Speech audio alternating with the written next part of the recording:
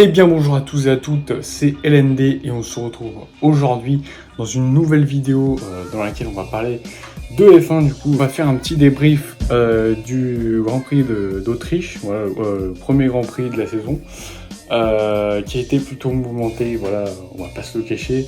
C'était un plutôt très bon Grand Prix je trouve, donc je vais m'en faire une joie de vous le décrypter aujourd'hui. Je vais d'abord commencer du coup par un récapitulatif de la course. En gros, je vais vous faire part de comment s'est déroulée la course, les abandons, les arrivées au final de la course, même si je pense que vous savez déjà. Et après, je vais vous faire un débrief de chaque pilote et chaque écurie, voilà, en général. Et je vais peut-être vous parler un peu des prochaines courses, de ce que je pense, mes pronostics, tout ça. Donc on se retrouve tout de suite pour la suite, les gars.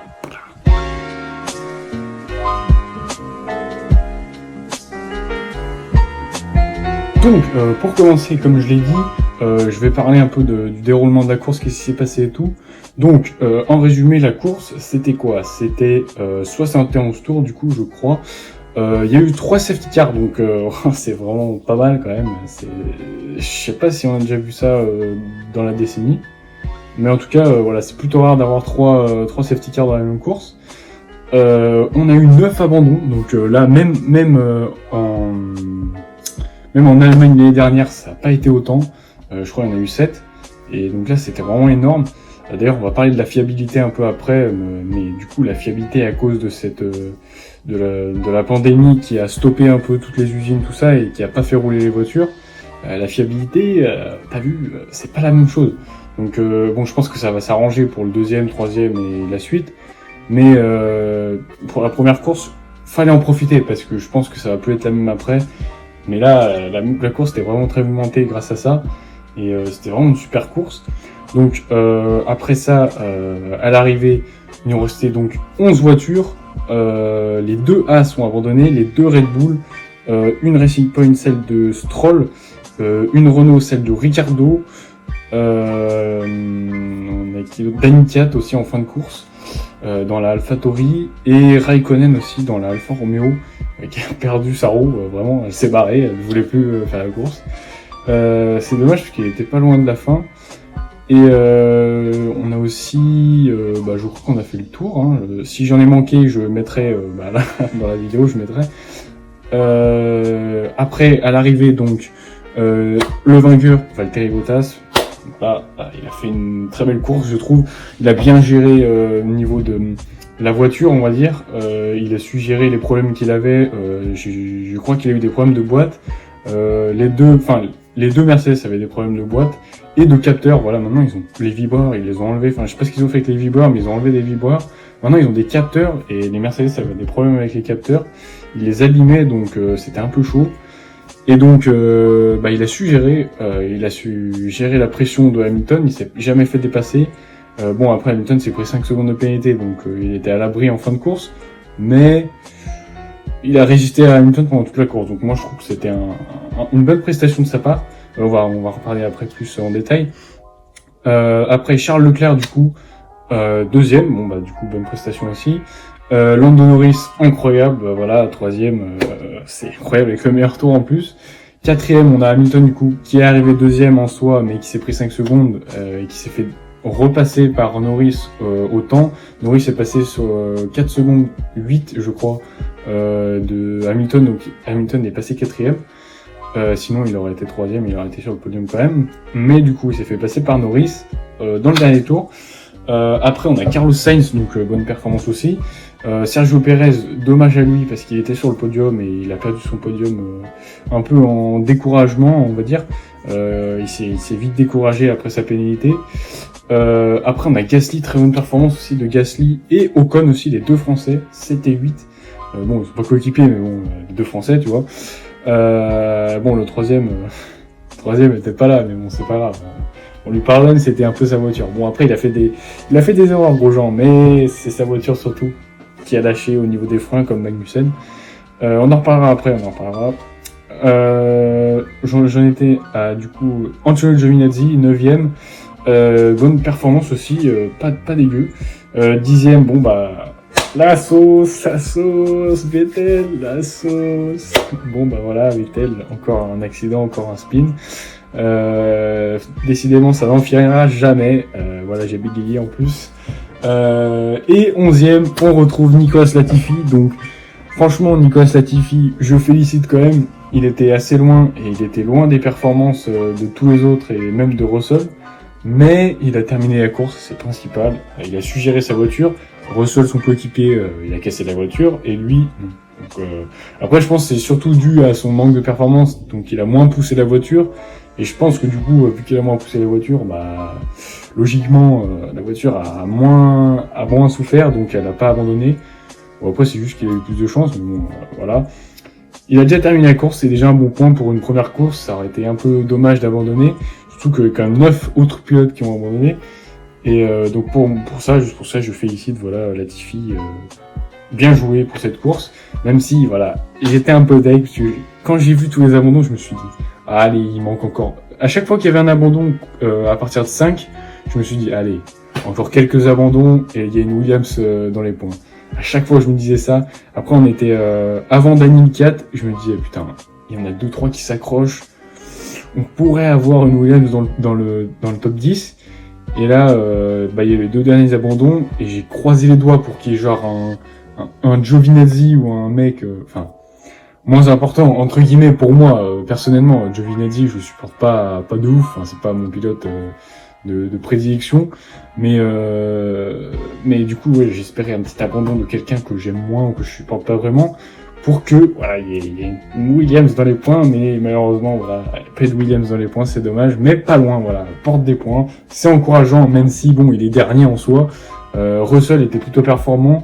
Et la voiture, la Williams peut enfin se battre avec les autres voitures. Voilà, elle est dernière. Enfin, en termes de performance, elle est toujours dans les derniers ou voire la dernière, mais elle n'est pas à 20 secondes des autres. Voilà, elle est dans les temps des autres. Elle se bat avec les autres, même si elle est dans les derniers. Voilà, dans le bas du classement, elle est plus à 20 secondes de retard toutes les courses. Donc ça, c'est plutôt encourageant et c'est plutôt bien. Donc maintenant, on va parler du débrief. Je vais vous parler de tous les pilotes et toutes les écuries. Un peu plus en détail et voilà. Je vais commencer déjà par les meilleures équipes, on va dire. Donc dans le classement, c'est Mercedes qui arrive premier. Donc Mercedes, comme d'habitude, surclasse tout le monde, voilà. Mercedes au-dessus du lot. Du coup, bonne course. J'ai pas vu s'ils avaient utilisé leur système de DAS, mais en tout cas, ils ont géré. Bottas, il s'est littéralement envolé en tête au début de la course. Avant la première safety car, il avait quand même 5 secondes d'avance sur Hamilton, je crois. Donc ouais, les Mercedes, je pense qu'elles font gagner le championnat. Il y a qu'un seul outsider, on va dire, enfin concurrent, c'est comment ça s'appelle, Red Bull et Verstappen, surtout parce qu'Albon est quand même bon, mais je pense qu'il est pas assez bon non plus pour battre Bottas ou Hamilton. À la régulière, je veux dire, avec les mêmes pneus et la voiture réglée, on va dire, pareil. Là, on a bien vu, il était plus performant que les 2 Mercedes, mais parce qu'elles étaient en hard. Si elles étaient pas en hard, même en medium, je pense qu'elles auraient été plus rapides. Et donc, voilà, c'est un peu compliqué parce que même une Red Bull, qui est la deuxième force du plateau, on va dire, même les Red Bull, elles sont à 5 dixièmes en qualif, avec Verstappen. Donc c'est un peu chaud, quoi. Donc, c'est un peu chiant de voir. Bon, c'est eux, c'est eux les mecs, c'est des génies et tout. Ils arrivent à développer la meilleure voiture tous les ans, mais c'est vrai que c'est un peu redondant. On aimerait une équipe qui arrive à leur niveau, peut-être pas les battre tout le temps, mais qui arrive vraiment à leur niveau, comme Ferrari entre guillemets avant, mais une équipe qui fait pas des erreurs comme Ferrari de stratégie ou de pilote. Et là, ça serait intéressant parce qu'on n'aurait pas toujours les mêmes équipes qui gagnent. Et voilà. Donc Mercedes, en résumé, très bonne prestation, des problèmes de fiabilité par contre, chez eux dans leurs équipes directement, et surtout dans les équipes motorisées par le moteur Mercedes du coup. On a eu une casse moteur de Stroll avec la Racing Point, on a eu une casse moteur de Russell avec le moteur Mercedes aussi. Donc le moteur Mercedes, est-ce qu'il ne serait pas très fiable? Surtout que faut se rappeler qu'aux essais hivernaux, je crois qu'il y a eu déjà des problèmes avec les Williams, qui ont les moteurs Mercedes du coup, et même les Mercedes je crois, je suis pas sûr les Mercedes, mais en tout cas il y a eu le problème avec les Williams, et donc est-ce qu'on pourrait penser que les moteurs Mercedes cette année sont pas très fiables? Ça serait le seul mauvais point pour Mercedes, mais bon point pour les autres équipes qui tentent de les rattraper, on va dire. S'ils sont pas très fiables et qu'ils abandonnent, on va dire souvent, ça pourrait être un bon point pour les autres équipes. Après, voilà, les deux pilotes ont géré la situation, on va dire. Bottas, il s'est envolé en tête au début, il a su résister à Hamilton. Bottas, très bonne performance, rien de plus à dire sur lui, il a vraiment su gérer. Hamilton, il a géré aussi, mais il a jamais vraiment trop inquiété, il a jamais vraiment attaqué Bottas, il était toujours derrière, mais il a jamais attaqué vraiment Bottas. Il a perdu un peu son sang-froid, ou je sais pas ce qu'il a fait quand il a sorti Albon, ce qui est vraiment dommage et ce qui m'a vraiment un peu saoulé avec lui cette course. Sinon j'ai trouvé qu'il a géré, mais bon, cet accrochage vraiment récidive du Brésil 2019, c'est un peu chiant pour Albon, j'ai le somme un peu. Ça aurait pu relancer la compétition parce que ça aurait été probablement une Red Bull qui aurait gagné en gros. Et du coup ils auraient eu pas mal de points Red Bull, et là ils se retrouvent avec 0 points, ils sont derrière Williams. Alors qu'ils auraient dû avoir au moins 25 points, voire 18 si Albon n'avait pas dépassé Bottas, mais je pense qu'il l'aurait dépassé. Voilà, donc Hamilton un peu déçu sur la fin. Sinon, bonne prestation quand même. 4e, ça reste pas une très bonne performance pour Mercedes, mais ça reste convenable, il assure quand même. Surtout qu'en soi, il est 2e. Donc on peut quand même le féliciter pour sa performance de 3/4 de la course, on va dire. Après, voilà, un peu dommage sa fin de course. Maintenant, on va passer du coup à McLaren. Donc McLaren qui est 2e au championnat. Voilà, c'est un truc un peu ouf de retrouver McLaren enfin dans les top team. Top team entre guillemets pour la première course, parce que on espère qu'il reste dans le top team. Mais bon, j'y crois pas trop. Déjà, Red Bull va reprendre sa place. Je pense très vite quand ils auront pas abandonné, parce que s'ils abandonnent encore, ça va être chaud. Mais pour l'instant, on a quand même McLaren 2e au championnat. Donc c'est vraiment pas mal. Après, voilà, Carlos Sainz, on va dire qu'il a fait une bonne performance. Je pensais plus à Carlos Sainz sur le podium que Lando Norris. Vraiment, Lando Norris, ça m'a vraiment surpris. Déjà quand j'ai vu une McLaren 4e, 3e après à cause de la pénalité de Hamilton en qualif, après les qualifs, je pensais que c'était Sainz, parce que j'ai pas regardé, j'ai regardé les qualifs en direct, mais je me rappelais plus que c'était Norris. Et quand j'y ai pensé, je pensais que c'était Sainz sur le podium, 3e. Et au final, Norris 3e, qui est parti 3e et qui est arrivé 3e. Franchement, ça m'a vraiment surpris, ça m'a vraiment étonné. Je pensais vraiment à un Carlos Sainz, il est vraiment performant. Il a quand même assuré une 5e place, c'est vraiment une bonne performance aussi. Il a géré, il a pas fait trop d'erreurs pendant la course. Et Sainz, et puis Norris, quoi dire de plus que t'es un monstre. C'est un monstre. Le collégien est un monstre. Écoutez-moi bien, ce collégien, il a 12 ans, mais il est monté sur un podium, ce mec. Il a 12 ans, mais il est monté sur un putain de podium. Donc, pour ça, bien sûr, je le félicite avec le meilleur tour en plus. Que demande le peuple? Voilà, le meilleur tour en plus en course. Donc, c'est vraiment pas mal. Donc, ce qui hisse McLaren 2e au championnat. On espère qu'ils resteront le plus haut possible. Donc, je pense que McLaren sont plutôt contents en ce moment. Déjà, 26 points à la première course. Franchement, c'est déjà bien.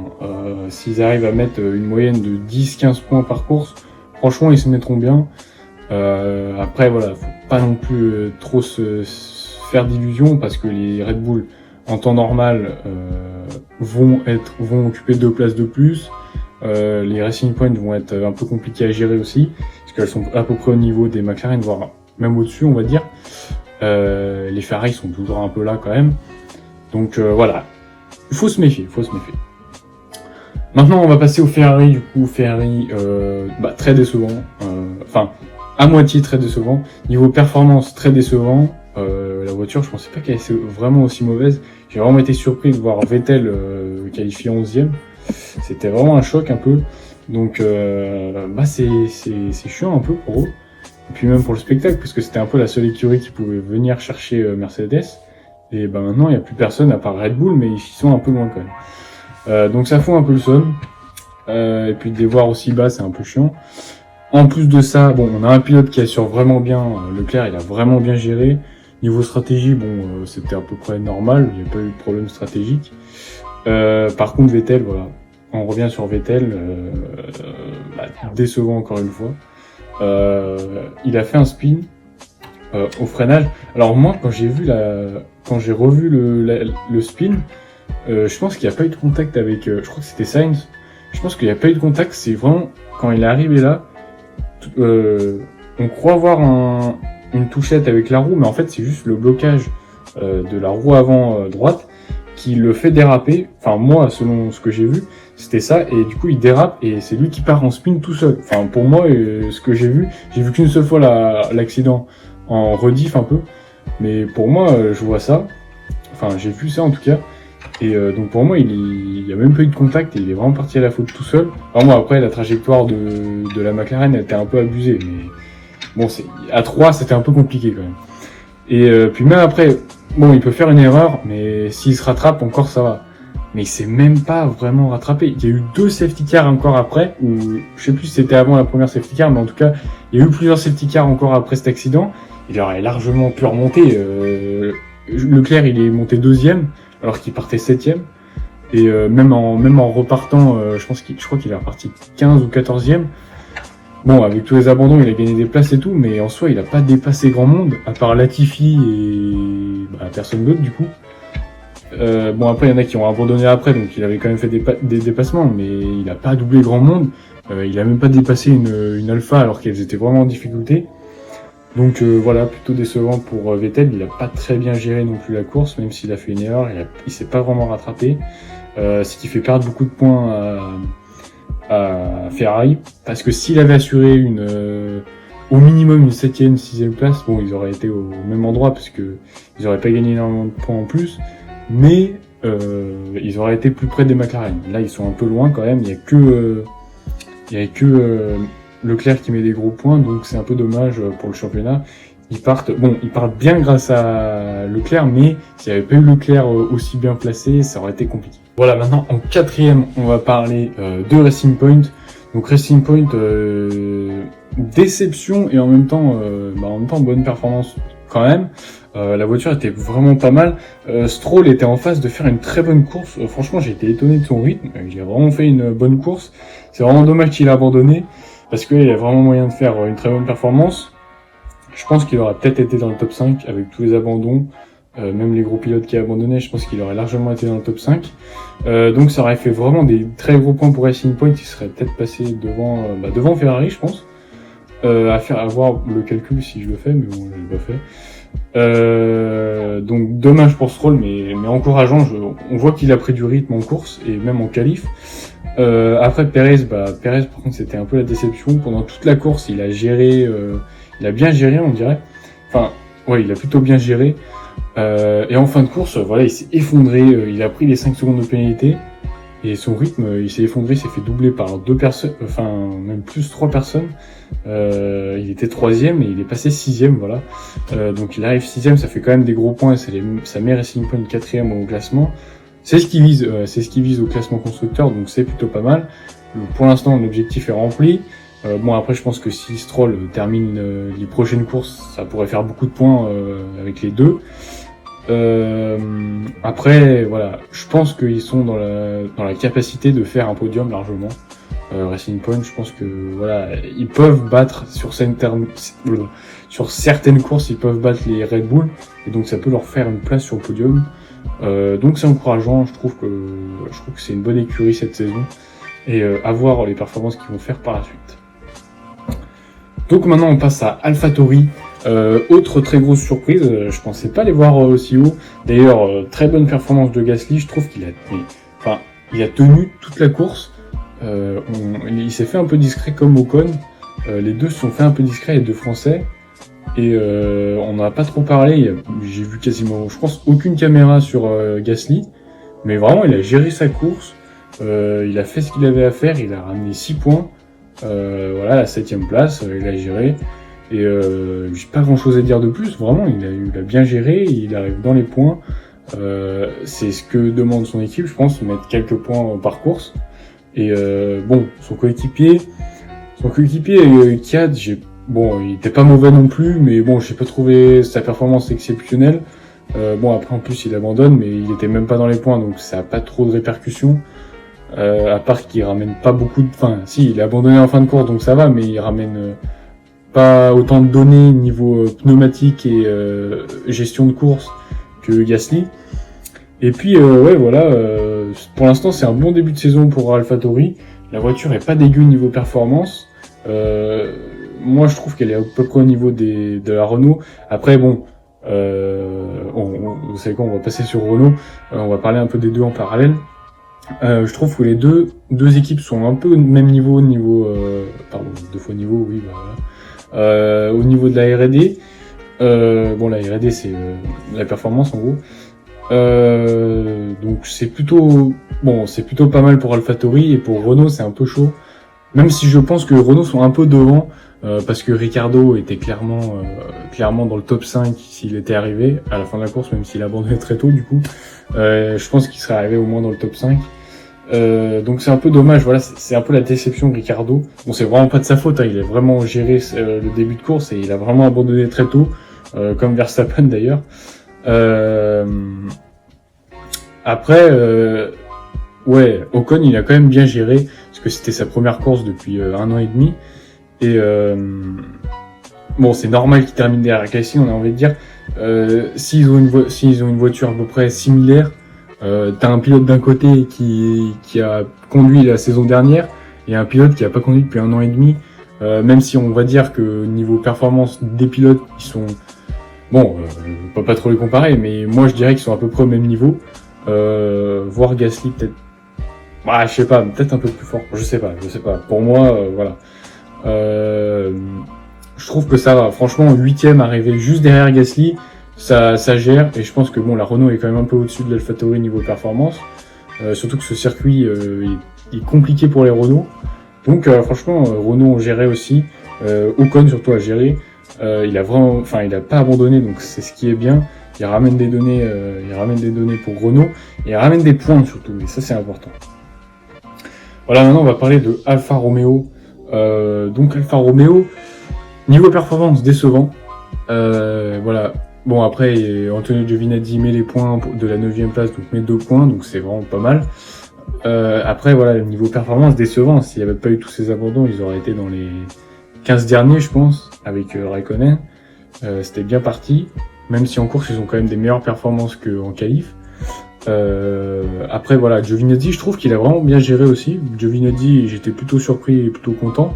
Il était pendant toute la course devant Raikkonen, je crois. Bon, il s'est fait dépasser une fois, mais il a repassé après. Et puis bon, après Kimi Raikkonen, on le sait, a abandonné. Voilà, sa roue voulait vraiment pas rester. Donc j'ai pas grand chose à dire sur les pilotes.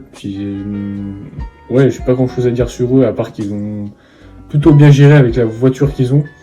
La voiture est vraiment pas très performante. Je pense que niveau hiérarchie R&D, on a vraiment, je dirais, Haas, Williams et Alfa Romeo peut-être un peu au-dessus dans les 3 dernières, voilà, qui sont vraiment au coude à coude, mais les 3 dernières. Après on a AlphaTauri, Renault, je pense, avec Renault un petit peu au-dessus. Et après on a McLaren, Racing Point, enfin McLaren, Racing Point et Ferrari. Après je sais pas dans quel sens, mais je pense que c'est à peu près dans le sens McLaren, Ferrari et Racing Point. Je pense que c'est à peu près comme ça niveau R&D. Et après bon bah on a Red Bull un peu devant, et avec un gros écart après on a Mercedes bien sûr. Donc avec la voiture qu'ils ont, ils s'en sortent franchement. Alfa Romeo. Donc Giovinazzi plutôt prometteur pour cette saison, surtout s'il continue à battre Kimi Raikkonen, qui l'a plutôt dominé en début de saison dernière. Après il s'est rattrapé en fin de saison, donc s'il continue sur cette voie-là, franchement c'est bien. Voilà, donc maintenant on va entamer les 3 dernières écuries. On va déjà parler de Williams, vu qu'ils sont 7ème non 8e au championnat, même si tous les trois ont 0 points. Donc Williams mitigé, on va dire. Bon, moi, mon équipe de cœur, tu vois, Williams, c'est l'équipe que je supporte avec Renault. Donc Williams, j'ai été un peu frustré de les voir à une position des points, parce que j'aimerais bien les voir dans les points cette année. J'espère que ça arrivera déjà plus souvent que l'année dernière et qu'en 2018. Je pense que c'est possible. Là, en tout cas, ils ont enlevé le gap qu'ils avaient avec leur dernière position et la 9e équipe, qui était As, je pense. Donc en tout cas, il n'y a plus de gap, ils sont dans les dernières écuries, mais ils peuvent se battre avec les dernières écuries, ils sont plus à 20 secondes, donc ça c'est un bon point. Après, pour remettre des points, ça va être compliqué. Vu les performances de As l'année dernière, qui avait, je pense, une des pires voitures, on a vu qu'en fin de saison, ils ont plus mis de points. Enfin, je crois qu'ils ont plus mis de points en fin de saison. Donc ça va être compliqué quand même pour mettre des points. Peut-être qu'ils vont en récolter. Moi, je mise sur une petite dizaine, voire plus. Ça serait déjà pas mal. Franchement, ça serait vraiment un bon point. S'ils arrivent à améliorer un peu la voiture en cours de saison, moi je serais déjà satisfait de les voir dans les points, ça serait déjà bien. Enfin, je parle surtout à la régulière, parce que s'ils avaient mis des points à cette course, j'aurais été grave content, mais d'un autre côté, j'aurais su que c'est pas réaliste. S'il n'y avait pas eu autant d'abandon, ça serait pas arrivé.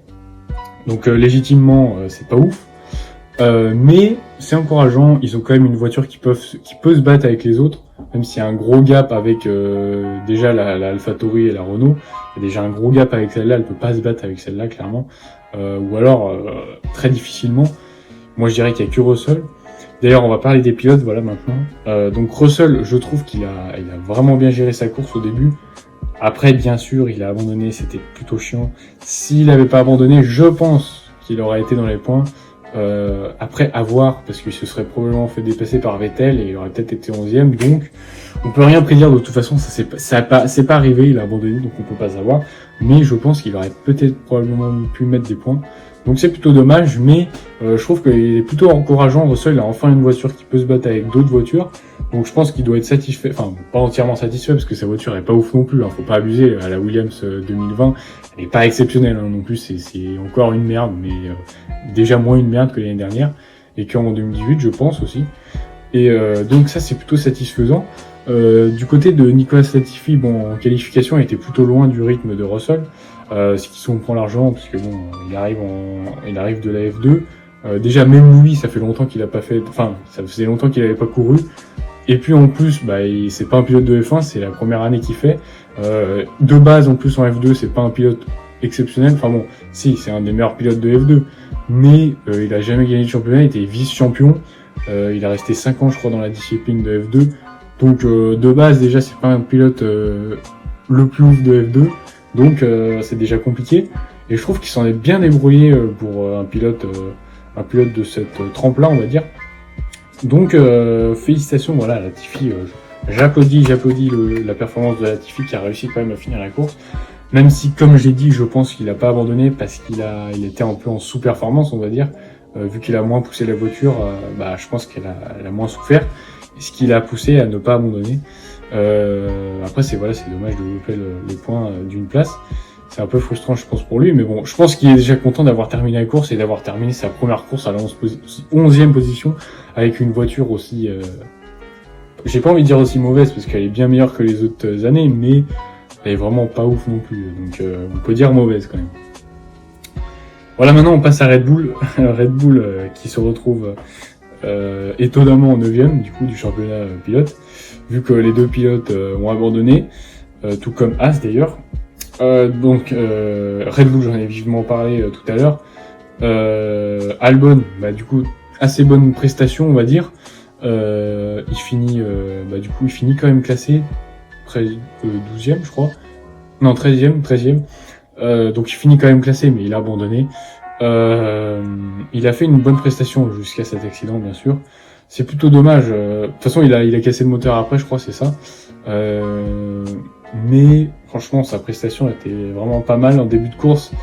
Il a fait le taf, il était pas extraordinaire mais il a fait le taf, et après quand il est arrivé 3e et qu'il pouvait dépasser les Mercedes, vraiment s'il avait pu faire son dépassement, ça aurait été juste extraordinaire, son dépassement était vraiment beau, aurait été beau. Là, Hamilton, franchement, Hamilton, sa pénalité était méritée largement. J'aurais même pas dit non à 10 secondes, parce que, en soi, un pilote, tu vois, le pilote qui se prend la pénalité, lui, il a fait une erreur déjà, ou alors il a emmené à la faute quelqu'un, et il se prend sa pénalité, voilà, il a un peu le seum, mais bon, c'est mérité.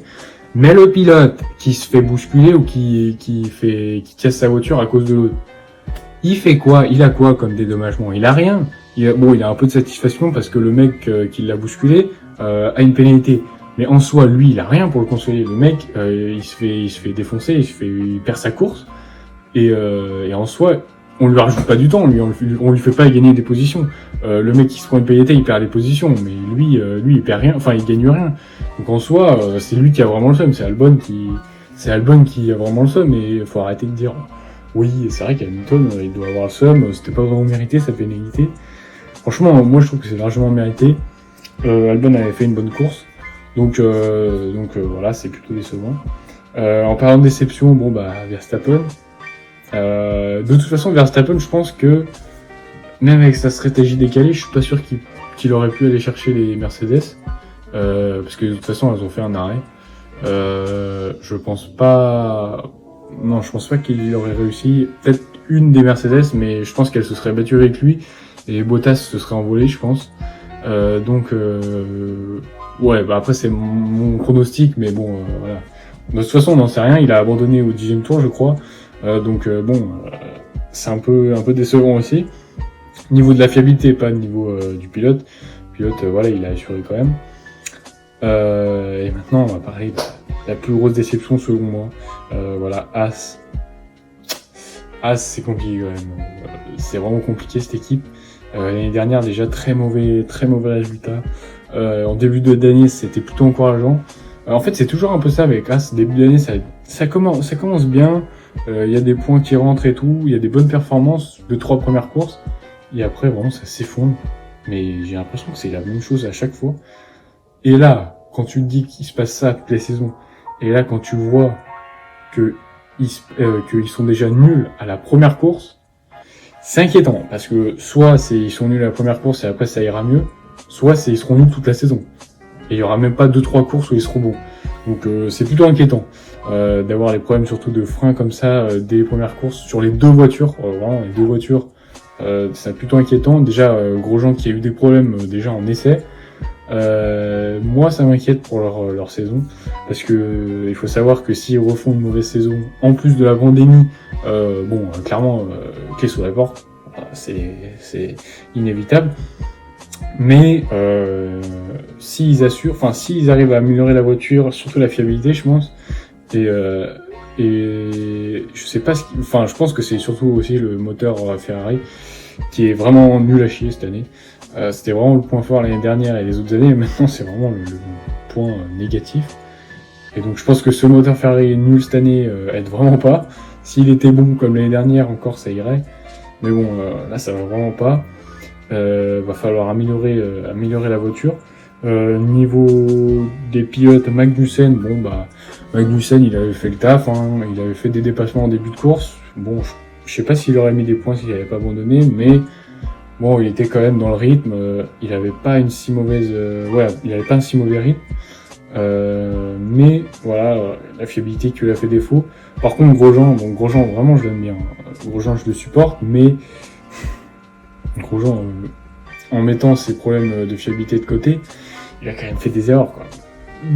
Que ça soit en essai, après il a eu une séance d'essai de moins que les autres, mais quand même, il a fait quand même des erreurs en course et en essai qui sont vraiment pas ouf. Bon, un peu comme toujours, j'ai envie de dire. Après, j'aime pas le critiquer, j'aime pas les gens qui le démontent, mais c'est vrai que quand même il fait des erreurs. En fait, on peut faire maintenant le parallèle entre Grosjean et Vettel. Voilà, vraiment, c'est valable. On peut faire le parallèle entre les deux. Après, bien sûr, ils ont pas la même voiture, mais niveau des erreurs, voilà, on peut faire le parallèle entre les deux. Je crois que Grosjean, avant son problème de fiabilité, il avait déjà fait 2 erreurs en piste, des sorties de route. Donc déjà, il était très loin. déjà très loin du rythme des autres et très loin des monoplaces des autres. Il était dernier déjà, je crois, de base. Ou non, il y avait Latifi derrière lui. Bon, Latifi, c'est un cas à part quand même. Il avait jamais fait de course avant en F1. Donc bon, on peut le pardonner, mais Grosjean, on peut pas trop le pardonner, quoi. C'est un peu chaud. Bon, en plus d'avoir une voiture mauvaise, ça l'aide pas. Mais il a quand même fait des erreurs et c'est plutôt décevant. La Haas, j'espère qu'elle va vite rebondir parce que bon, ils vont très vite mettre la petite clé sous la porte si ça continue. Et par contre, on se met d'accord, je vais galérer au montage. J'ai vu là, ça fait au moins 30 minutes que je filme. C'est-à-dire que je vais pas assumer, quoi. Enfin là, je parle, mais en fait, je vais pas assumer au montage. Je vais mettre 3 ans, vraiment. Alors que je veux poster ça demain. Demain, qui sera le 7. Voilà, le 7 juillet. Déjà, je fais ma vidéo un peu tard. J'aurais dû la faire avant. Parce que du coup, ça va sortir un peu en décalage avec le Grand Prix. J'aurais dû le sortir hier. Mais bon. Vidéo un peu longue cette fois-ci. Donc j'espère que ça vous aura pas trop fait chier. Que je fasse une vidéo longue. Si vous voulez des résumés de Grand Prix, bah déjà dites-le moi. Mais si vous voulez des résumés un peu plus courts, ou même plus longs, si vous voulez des résumés plus longs et plus détaillés, que je revienne un peu, par exemple, sur mes tops et mes flops un peu plus en détail. Parce que là, j'ai parlé vite fait de ceux qui m'ont déçu et ceux qui m'ont un peu réjoui, mais bon, j'ai pas vraiment parlé de mes tops et flops en détail. Donc si vous voulez ça pour les autres Grands Prix, bah dites-le moi. C'était un peu un test de débrief, ce débrief-là pour ce premier Grand Prix. On va voir comment se passent les autres Grands Prix. Moi, je vous dis à la prochaine. J'essaye d'être un peu plus régulier sur ma chaîne. Et une vidéo par semaine, ça serait bien. Ou au moins toutes les 2 semaines. Donc moi, je vous dis à la prochaine vidéo dans j'espère pas trop longtemps. C'était LND. Peace.